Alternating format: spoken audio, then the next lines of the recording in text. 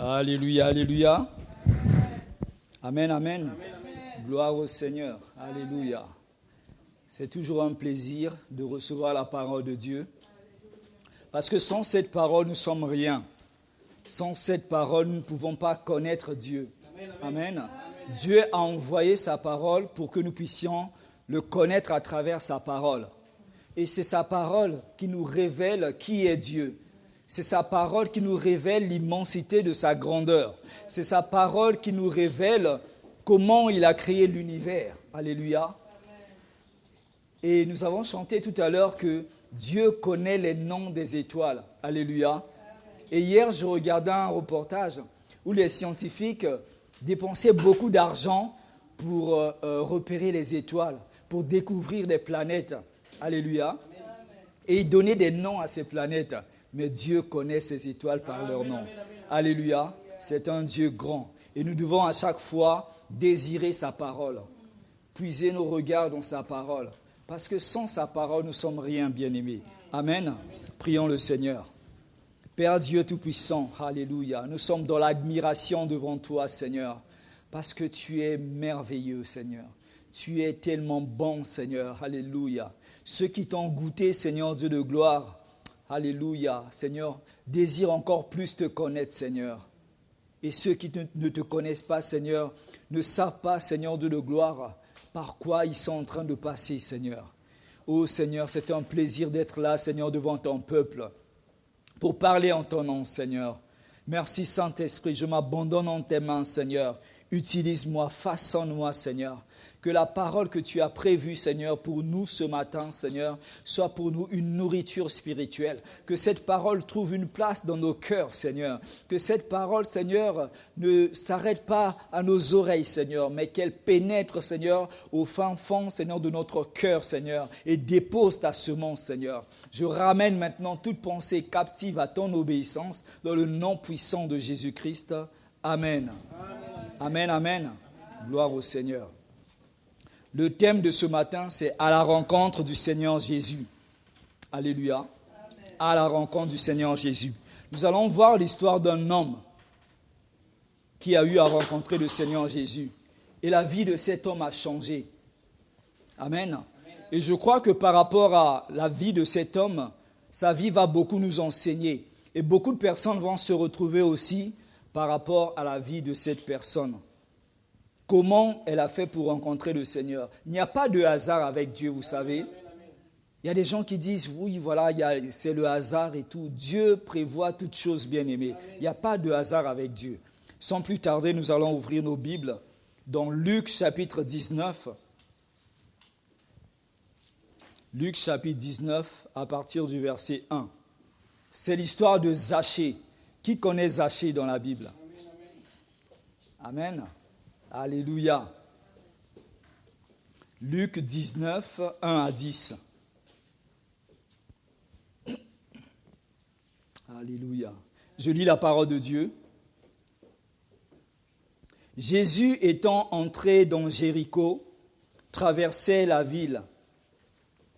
Et voici un homme riche, appelé Zachée, chef des publicains, cherchait à voir qui était Jésus. Mais il ne pouvait pas y parvenir à cause de la foule, car il était de petite taille.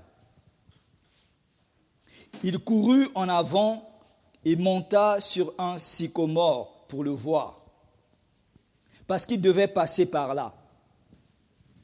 Verset 5, lorsque Jésus fut arrivé à cet endroit, il leva les yeux et lui dit, « Zachée, hâte-toi de descendre, car il faut que je demeure aujourd'hui dans ta maison. » Zachée se hâta de descendre et le reçut avec joie. Voyant cela, tous murmuraient et disaient, « Il est allé loger chez un homme pécheur. » Mais Zachée, se tenant devant le Seigneur, lui dit, « Voici, Seigneur, je donne aux pauvres la moitié de mes biens. Et si j'ai fait tort de quelque chose à quelqu'un, je lui rends le quadruple. » Jésus lui dit, « Le salut est entré aujourd'hui dans cette maison. Parce que celui-ci est aussi un fils d'Abraham.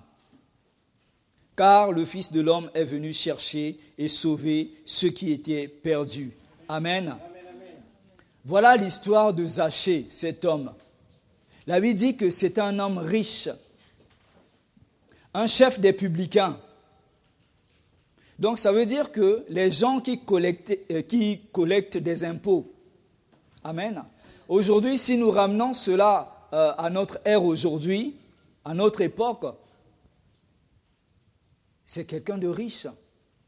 Parce que lorsque nous imaginons la corruption qu'il y a derrière, parce que c'est des gens, il peut se rendre chez un commerçant, par exemple, pour demander les impôts. Si le monsieur n'est pas en règle, et il va percevoir des pots de vin. Amen. Des pots de vin en plus de son salaire. Donc c'est quelqu'un qui avait beaucoup d'argent. Mais malgré son statut social, malgré tout ce qu'il possédait, il lui manquait quelque chose dans sa vie.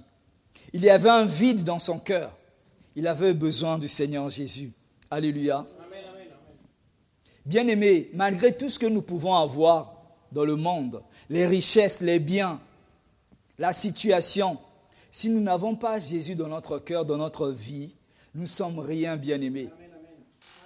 Il y a beaucoup de gens qui cherchent à combler un vide dans leur cœur. Ils vont faire des voyages. Ils se disent, oui, j'ai envie de faire un voyage. Parce que la personne a senti ce désir dans son cœur.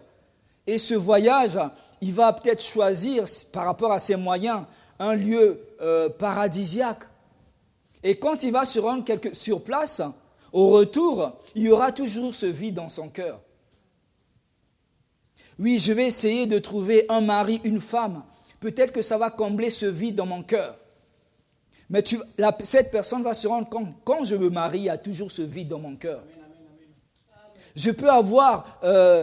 Zachée pouvait se vanter des belles voitures. Si on ramène ça aujourd'hui, les belles voitures, les châteaux, les villas. Aujourd'hui. Mais il va toujours lui manquer quelque chose dans son cœur. Alléluia. Sans Jésus, on n'est rien, bien-aimé. Il n'y a que Jésus qui peut combler tout le vide de notre cœur. On peut ne rien avoir dans le monde. Ni de maison, ni de richesse. Mais quand on a Jésus, on a la plus merveilleuse chose. Alléluia.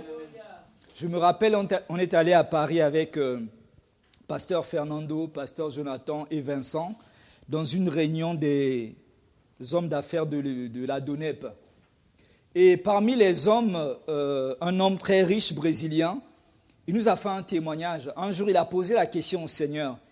Il dit, Seigneur, qui est le plus riche de la planète ?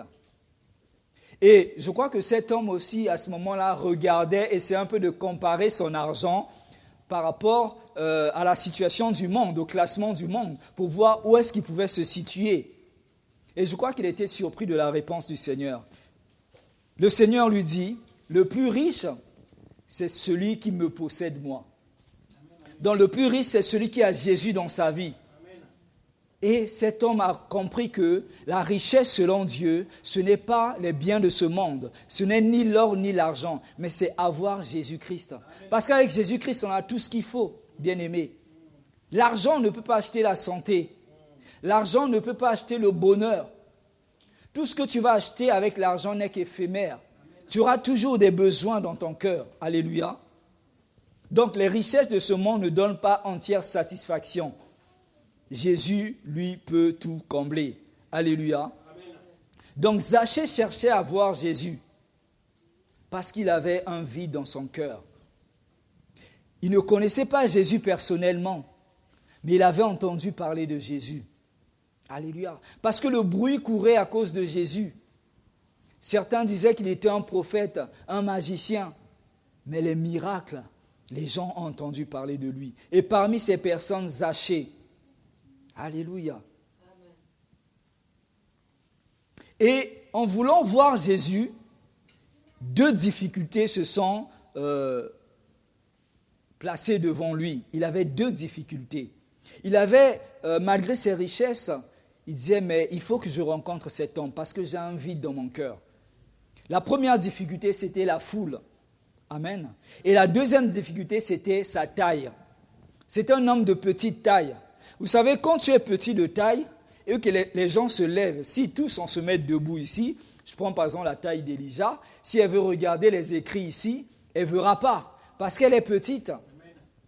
Et la Bible ne nous donne pas la taille précise de cet homme, mais je crois qu'il avait du mal à voir. Il entendait le bruit, il se disait, mais peut-être qu'il est par là. Qu'est-ce que je vais faire? Comment je vais faire pour le voir? Amen. Donc la foule, aujourd'hui, peut être assimilée à notre entourage, aux gens qui sont autour de nous. Des fois, nous voulons faire le pas vers le Seigneur, mais il y a notre entourage qui nous bloque, qui nous empêche d'aller vers le Seigneur, qui nous empêche de servir le Seigneur. Les gens, des fois, on a peur de ce que les gens vont dire de nous, de ce que les gens vont penser de nous. Qu'est-ce qu'ils vont penser de moi? Qu'est-ce que mes amis vont penser de moi? Et du coup, on va à l'église en cachette. On sert Dieu en cachette. On cache sa Bible. Ou comme on sait qu'à l'église, il y a des Bibles disponibles, on vient à l'église sans Bible. On n'a même pas une Bible à la maison pour lire. Alléluia. Cet homme était confronté à la foule. Beaucoup de gens qui ont fait le pas vers le Seigneur, le premier combat, c'était dans la famille. C'est toujours la famille qui s'oppose d'abord. Parce que le diable sait qu'il y a une certaine pression dans la famille. Parce que, en partie, tu dépends de la famille. Et si tu lâches devant cette pression-là, tu passeras à côté de ta bénédiction. La foule, ça peut être aussi des personnes que nous ne connaissons pas. Notre entourage. On a peur du regard. On a peur des critiques. Mais Zachée n'a pas vu cela, bien-aimé. Alléluia. Donc, pour surmonter la difficulté de sa taille, la Bible dit que Zachée est monté sur un arbre. Alléluia. Au verset 4 dit, il courut en avant et monta sur un sycomore pour le voir. C'est un arbre qui est très petit, mais avec des branches déployées. Comment se fait-il que, juste au moment où une personne de petite taille veut voir Jésus, il y avait cet arbre à côté? Amen. Moi, je crois que Dieu avait inspiré la personne qui avait planté cet arbre. Alléluia. Parce que Zachée allait avoir besoin de cet arbre pour voir le Seigneur. Alléluia. Et Jésus aussi savait que, regardez, quand Jésus arrive, il voit Zachée là-haut, il appelle par son nom. Et pourtant, il n'a jamais vu cet homme. Cet homme ne connaissait pas personnellement Jésus, mais Jésus le connaissait. Amen, amen, amen. Alléluia. Imagine, bien-aimé, réfléchis quand tu as rencontré le Seigneur. Quand tu es venu au Seigneur, toutes les personnes que tu as rencontrées, toutes les circonstances que Dieu a mis favorablement à ton égard, ce n'est pas le hasard. C'est Dieu qui a prévu tout ça, bien-aimé. Tout était programmé dans le plan de Dieu. Ton mari, ta femme, les personnes, les frères et sœurs à l'église. Dieu a créé ces choses pour te ramener à lui. Alléluia. Il n'y a pas de hasard avec Dieu, bien-aimé. Et il faut savoir saisir ces occasions. Donc Zachée n'a pas regardé à sa tenue vestimentaire, n'a pas regardé à sa position dans la société pour dire, bon voilà, j'ai mis un vêtement de marque, je ne veux pas aller me salir sur cet arbre. Non. Il n'a pas, certainement les gens qui étaient là dans la foule, certaines personnes le connaissaient. Alléluia. Parce qu'un chef des collecteurs d'impôts est certainement connu. Parce que quand il débarque quelque part dans un marché pour récolter les impôts, les gens tremblent. Ils ont peur. Ils se disent, mais qu'est-ce qui va m'arriver? Il était certainement connu. Mais il n'a pas vu ce que les gens allaient dire de lui. Il est monté. Peu importe les critiques. Peu importe les murmures. Alléluia. Donc, bien-aimé, quand tu veux servir Dieu, quand tu veux être disciple de Jésus, il ne faut pas regarder à ces choses. Les gens parleront toujours, bien-aimé. Si tu fais le mal, les gens vont parler. Si tu fais le bien, les gens vont parler. Amen. Ils ont parlé contre Jésus alors qu'il n'a pas péché. Alléluia. Les gens trouveront toujours quelque chose à dire. Donc, il ne faut jamais regarder aux gens. Quand nous lisons des histoires de la Bible, plusieurs personnes ont été ralenties à cause de la foule. Mais il y en a qui ont insisté. Alléluia. Souvenez-vous de l'aveugle Bartimée. À cause de la foule, Jésus avait du mal à l'entendre, mais il a crié tellement fort. Souvenez-vous de cet infirme qui voulait aller vers Jésus, accompagné de ses amis. La foule était encore là. Ils sont passés par le toit pour aller rencontrer Jésus. Ils ont forcé. Alléluia. Il faut, bien aimer, affronter les obstacles. Quand on veut arracher le royaume de Dieu, il faut être violent. Il faut forcer, bien aimé. Il y a des choses qui se forcent. Alléluia. Donc cet arbre n'était pas là par hasard. Alléluia. Et Jésus savait qu'il allait aussi rencontrer une brebis perdue sur ce chemin. Amen. Il le savait. Il n'y a pas de hasard avec le Seigneur. Il savait qu'il y avait un certain Zachée que je vais rencontrer sur ce chemin. Tu sais, quand on va lire dans Proverbe 16, 7. Proverbe 16, 7. C'est un verset que vous connaissez aussi. Proverbe 16, 7. Quand l'Éternel approuve les voies d'un homme, il dispose favorablement à son égard même ses ennemis. Amen, amen. Alléluia. Quand c'est le temps de Dieu, bien-aimé, même tes ennemis vont travailler pour toi. Dieu va les utiliser. Les personnes qui t'ont critiqué hier vont travailler pour te conduire dans ta bénédiction. Alléluia. Alléluia. C'est pour ça que la Bible dit, aimez même vos ennemis. Priez pour vos ennemis. Les gens qui vous critiquent, les gens qui vous mettent les bâtons dans les roues, ce sont ces mêmes personnes que Dieu va utiliser. Parce que Dieu a le cœur du roi dans sa main. Amen, amen. Alléluia. Il va t'accorder la faveur à travers ces personnes-là. Amen, amen. Dieu savait. Et Dieu avait placé cet arbre-là pour Zachée. Parce qu'il devait rencontrer le Seigneur Jésus. Alléluia. Amen. Donc, Zachée a affronté ses critiques. Quelquefois, nous avons du mal à affronter les obstacles pour venir à l'église. Nous avons toujours une raison pour ne pas venir dans la maison de Dieu. Nous avons toujours une raison pour ne pas venir aux réunions. Ça peut être, il fait chaud, il fait froid, il pleut, il n'y a pas de transport. À l'époque de Jésus, il n'y avait pas de transport. Les gens marchaient à pied. Souvenez-vous, pour adorer, il fallait aller à Jérusalem. Mais ceux qui n'habitaient pas à Jérusalem, comment ils faisaient? Des jours et des jours de marche. Mais aujourd'hui, toi, pour marcher 30 minutes à pied, c'est un calvaire pour toi. Alléluia. Il faut affronter les obstacles, bien-aimés. Quand il fait chaud, on se plaint. Il fait froid, on se plaint.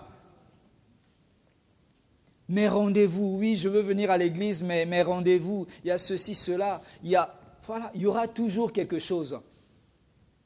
Est-ce que dans ton programme, dans tout ce que tu as, tu mets la part de Dieu? Il faut avoir le temps pour Dieu, bien-aimé. Sinon, vous savez, le diable va toujours mettre des occupations devant toi. Et tu n'auras pas le temps de venir dans la maison de Dieu. Alléluia. Moi, je crois qu'à l'époque, il n'y avait même pas de parapluie. Donc, quand il pleut, ces gens étaient trempés. Mais ils arrivaient dans le temple. Nous devons surmonter ces étapes, bien-aimées. C'est ça la maturité d'un chrétien. Dieu veut que tu surmontes, tu dépasses cette étape-là. Les circonstances, les obstacles ne doivent pas nous empêcher d'aller dans la maison de Dieu. Comme le frère l'a lu ce matin, qu'est-ce qui peut te séparer de l'amour de Dieu? Est-ce que ce sont les persécutions? Est-ce que tu n'as pas un vêtement? Alléluia. Rien, bien-aimé. Quand on aime Dieu, on affronte les obstacles.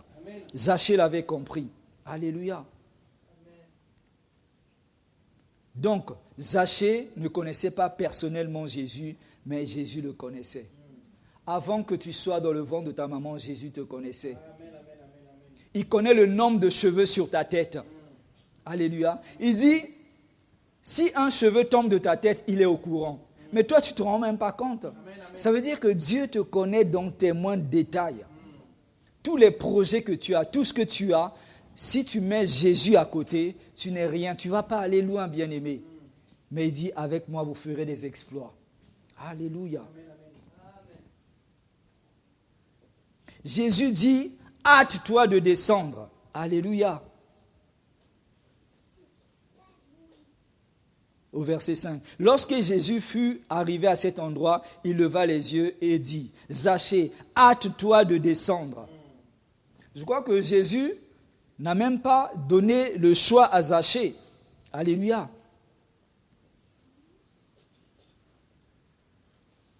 Car il faut que je demeure aujourd'hui dans ta maison. Il faut que je demeure aujourd'hui dans ta maison. Est-ce qu'il lui a dit, Zachée, s'il te plaît, est-ce que tu peux m'inviter chez toi? Non, il faut. Alléluia. Amen. Il y a des jours où, bien aimé, c'est ton jour. Quand c'est ton jour, il ne faut jamais laisser passer ce jour. Amen. Alléluia. Il dit, il n'a même pas laissé le choix à Zachée. Donc, il y a des jours, des moments où nous devons saisir des opportunités, des occasions qui se présentent à nous. Alléluia.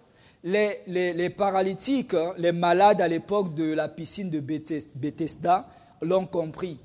L'ange, quand il descendait pour agiter cette piscine, c'est le plus rapide, celui qui se jetait dans la piscine, qui était béni, qui était guéri. Alléluia. Il faut savoir se jeter sur les occasions. Des fois, un obstacle peut se présenter à toi pour venir à l'église. Mais c'est comme si il y avait deux voix au fond de toi. Une voix qui disait, oui, mais regarde le temps qu'il fait, reste à la maison, tu vas suivre par Internet, ou bien tu iras le dimanche d'après. L'autre voix qui te dit, non, va à l'église. Et quand tu arrives à l'église, il y avait une parole pour toi. Amen. Quand tu arrives à l'église, tu reçois ta bénédiction.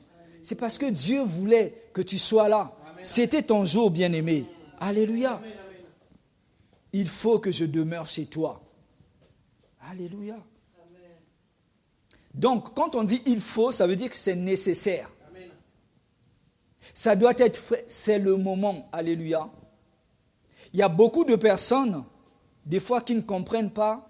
Quand un homme de Dieu parle, il faut être sensible, bien-aimé. Dieu ne force personne. Et les hommes de Dieu aussi ne forcent personne. Amen. Mais des fois, quand un homme de Dieu insiste, ça veut dire qu'il y a une nécessité. Ça veut dire qu'il y a quelque chose de vital. Alléluia. Il y a des choses, quand on dit c'est aujourd'hui, c'est aujourd'hui. C'est maintenant, c'est maintenant. Parce que demain, peut-être, ça sera trop tard. Aujourd'hui, nous sommes là. Qui te dit que demain, tu seras là, tu seras en vie, tu auras toujours ce souffle de vie, tu seras toujours en bonne santé? Personne ne le sait. Seul Dieu le sait. Tous les jours, nous vivons par grâce. Amen. Alléluia. Donc, il faut savoir, quand c'est nécessaire, bien-aimé. Ne reporte jamais à demain. Alléluia. Amen. Donc, souvent, le Saint-Esprit inspire les serviteurs de Dieu qu'ils insistent sur quelque chose, soit l'appel du Seigneur, soit la prière d'une guérison. Amen. On peut dire, bon, voilà, j'ai à cœur de prier pour une personne de la foule qui est malade. Et toi, tu te dis, oui, les gens vont me regarder. Encore la foule. Je vais attendre la fin du culte. Vous savez, même aujourd'hui, l'onction, quand l'homme de Dieu parle, l'onction est disponible. À la fin du culte, ça ne sera pas la même onction. Amen. C'est le moment, quand l'homme de Dieu a parlé, il est sous l'onction. C'est le moment où il faut venir. Quand il te dit, viens, il faut venir, courir même. Amen. Alléluia. La Bible dit, Zachée s'est hâté de descendre. Alléluia. Amen. Soyons sensibles, bien-aimés. Alléluia. Zachée se hâta de descendre et le reçut avec joie. Voyant cela, tous murmuraient et disaient, il est allé loger chez un homme pécheur. Alléluia. Encore les critiques, encore les mauvaises langues. Mais vous savez, parmi les disciples de Jésus, parmi les 12, Jésus est allé les chercher dans des lieux improbables. Amen. Ou même, quand on voyait un chrétien là-bas, on pouvait se dire, mais lui, qu'est-ce qu'il fait là? Alléluia. Mais Jésus est allé. Ah oui, il traîne avec les prostituées. Ah oui, il fait ceci, cela. Mais si on ne va pas les chercher là-bas, qui va aller les chercher? Amen. Alléluia. Amen. La Bible dit, quiconque invoquera le nom du Seigneur sera sauvé. Mais pour être sauvés, il faut qu'ils entendent la parole. Pour entendre la parole, il faut qu'il y ait des prédicateurs. Pour qu'il y ait des prédicateurs, ils doivent être formés et envoyés. Alléluia. Jésus dit, je vous envoie dans le monde. 2 à 2. Il a envoyé les disciples 2 à 2. Parce qu'il savait que c'était dangereux. Aujourd'hui, il y a beaucoup de chrétiens qui sont allés aussi dans le monde pour vouloir pécher les païens, mais eux-mêmes, ils sont tombés dans le piège. Donc, soyons prudents, bien-aimés. Alléluia. Il fallait que Jésus aille dans la maison de Zachée. Le plus important pour Dieu, c'est ta relation avec Jésus-Christ. Amen, amen, amen. Alléluia. Peu importe ce que les gens peuvent dire, les remarques, on s'en fout, bien-aimé. Il faut regarder au Seigneur. Comme on l'a chanté, les yeux fixés vers lui. Amen. On oublie toutes choses. On oublie la foule. On oublie notre taille. On oublie nos moyens. On regarde au Seigneur. Amen. Alléluia. Donc, quand les gens commençaient à critiquer, Zachée a commencé à se justifier auprès du Seigneur. Zachée, se tenant devant le Seigneur, lui dit, « Voici, Seigneur, je donne aux pauvres la moitié de mes biens. Et si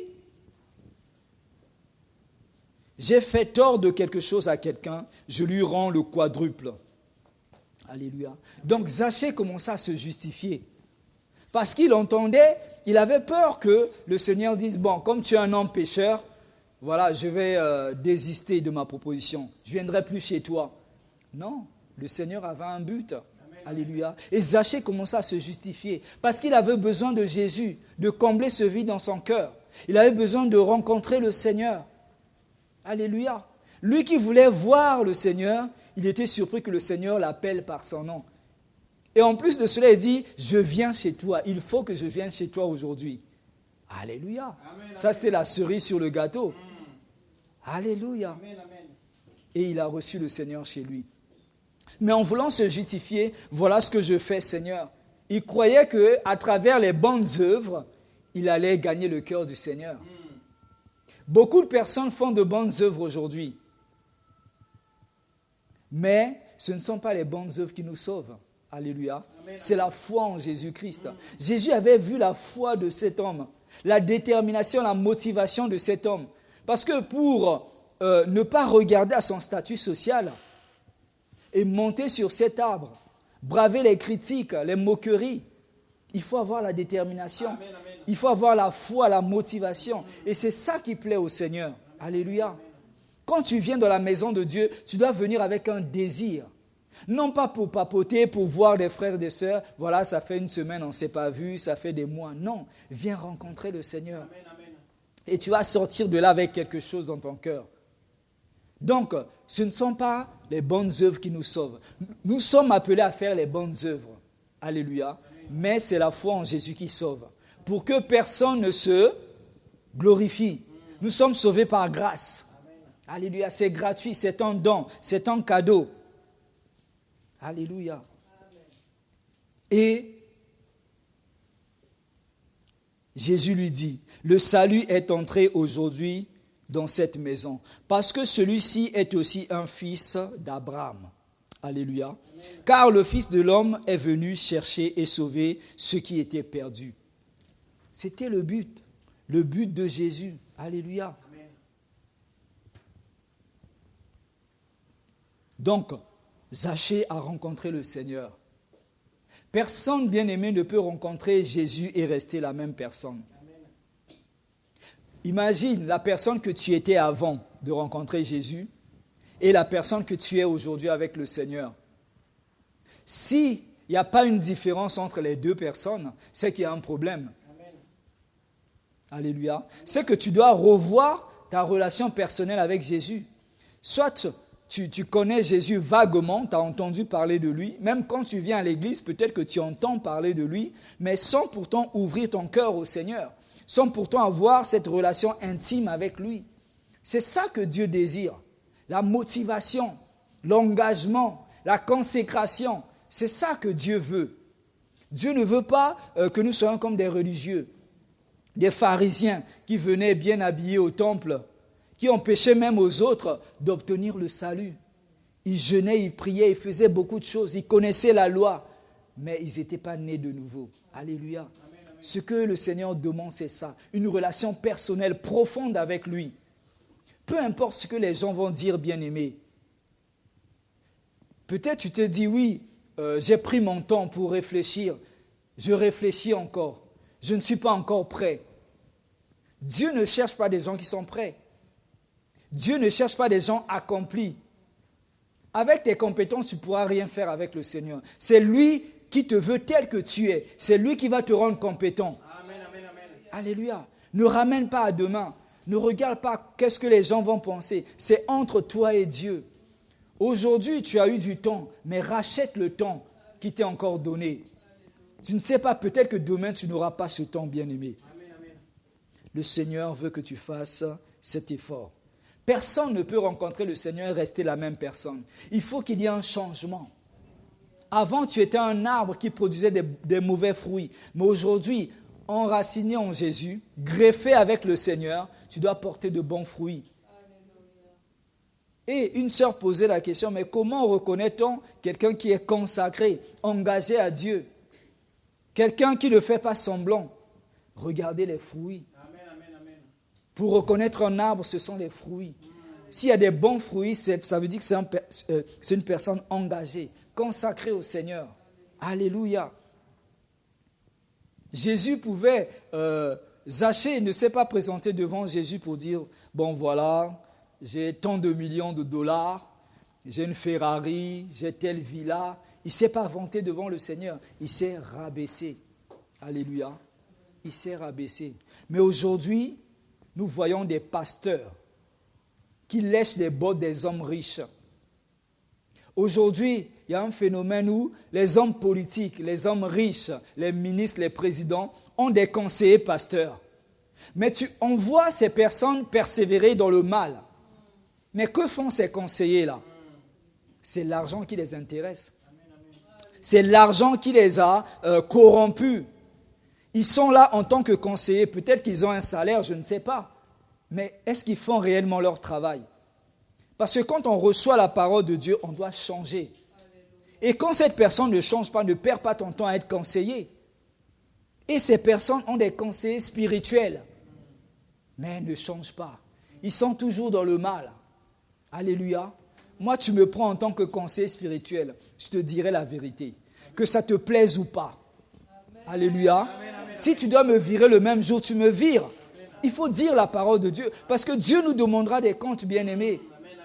Alléluia. Mais aujourd'hui, il y a des pasteurs qui ont troqué leur valeur. Qui ont troqué la parole de Dieu avec l'argent. Non, bien-aimés. Faisons attention. Alléluia. Donc Jésus ne s'est pas laissé impressionner par l'argent de Zachée. Et il pouvait aussi dire, oui, viens à moi avec ton argent, on va utiliser ton argent pour faire beaucoup de choses. Même le jeune homme riche aussi, où Jésus avait dit, vends tout ce que tu as, donne aux pauvres. Jésus ne regarde pas ces choses. La chose la plus précieuse, c'est la vie d'une personne. Dieu ne veut pas que... Dieu n'a pas créé l'enfer pour nous. Il a créé pour Satan. Mais Satan aujourd'hui veut attirer des foules pour aller en enfer avec lui. Dieu ne veut pas que qui que ce soit meure, aille en enfer. Mais il veut que tous parviennent au salut. Alléluia. Amen, amen.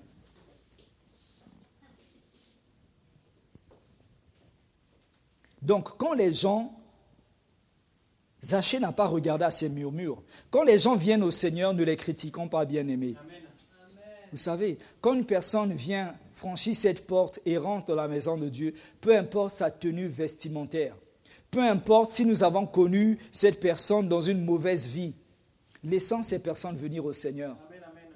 Regardez cette femme qu'on voulait lapider et que Jésus a dit, celui qui n'a jamais péché, jette la première pierre sur elle. Alléluia. Amen. Jésus reçoit les gens tels qu'ils sont. Tel que tu es, avec tes imperfections, avec tes défauts, viens au Seigneur et Jésus va te recevoir comme cela. Nous devons accueillir les gens avec amour. La maison de Dieu est plus qu'un hôpital, plus qu'une maison, je ne sais pas, de convalescence. Alléluia. Quand les gens rentrent ici, ils doivent recevoir l'amour de Dieu. Alléluia. L'église, c'est le lieu où on critique plus, on blesse plus de gens. Comme le chrétien soit à la maison aujourd'hui, parce qu'ils ont été blessés par les églises. Alléluia. Parce qu'on n'a pas compris ce que c'est que l'amour de Dieu. L'amour de Dieu est un amour sans intérêt, inconditionnel. Même si on ne m'aime pas, je dois aimer parce que je suis de Dieu. Dieu est amour, bien-aimé. Alléluia. Et nous devons accueillir ces personnes avec amour. Leur dire, voilà, tu as été blessé, ce n'est pas grave. Mais moi, je t'aime de l'amour de Dieu. Voici l'amour de Dieu. Et ces personnes verront la différence. Amen. Alléluia. Parce que quand on rejette les personnes, mais ils iront où après? Alléluia. Ça, ce n'est pas l'amour de Dieu. Nous devons les recevoir, bien-aimés. Et le Saint-Esprit a commencé à faire un travail de la vie de Zachée. Il commençait à se justifier. Voilà ce que je fais. Voilà ce que je fais. Ce qu'il faisait déjà. Mais certainement à la suite, le Seigneur lui a dit, voilà ce que tu dois maintenant faire. Amen. Alléluia. Maintenant, le Seigneur veut que tu fasses un pas vers lui. Amen. Peut-être que tu as déjà donné ta vie au Seigneur. Peut-être pas. Mais Dieu veut que tu fasses plus. Oui, je viens à l'église, je fais ceci, cela, mais Dieu veut que tu ailles un peu plus loin encore. Amen. Alléluia. Nous devons laisser le Saint-Esprit convaincre les gens de péché. Nous devons laisser le Saint-Esprit travailler dans les cœurs. Ce n'est pas à nous d'accuser les gens. Alléluia. Tu es qui pour dire que telle personne ira en enfer? Alléluia. Moi, je dis toujours, les deux voleurs qui étaient sur la croix avec le Seigneur. Amen. C'était des voleurs, n'est-ce pas? Mais l'un d'eux est allé au paradis. Et ses voisins qui l'ont connu voleur, quand ils vont le voir au ciel, ils vont dire, mais il y a certainement un raccourci pour aller au ciel. Toi qui étais voleur, comment tu as fait pour arriver jusque-là? Montre-nous ton raccourci. Le raccourci, ce n'est pas ça. Alléluia. Donc, à la dernière minute, à la dernière seconde, il a hérité le royaume de Dieu. Donc, Dieu donne l'opportunité à tout le monde. Nous devons faire pareil, bien-aimés. Ne jugeons pas, bien-aimés. Alléluia. Donc, à cause de la persévérance, à cause de la détermination, Zachée a reçu le salut. Le plus beau cadeau que Dieu pouvait lui donner. Alléluia. Ce qui pouvait combler son cœur, le vide de son cœur. Alléluia. Nous devons aller vers les âmes perdues, bien-aimés. Ils en ont besoin. Alléluia. Que le nom du Seigneur soit béni. Et je veux qu'à travers cette parole, que tu revoies ta relation personnelle avec le Seigneur. Que tu prennes la décision dans ton cœur. Seigneur, voilà, je te connais. Ou peut-être que, comme la Bible dit, ranimer la flamme, le don que vous avez reçu par imposition des mains.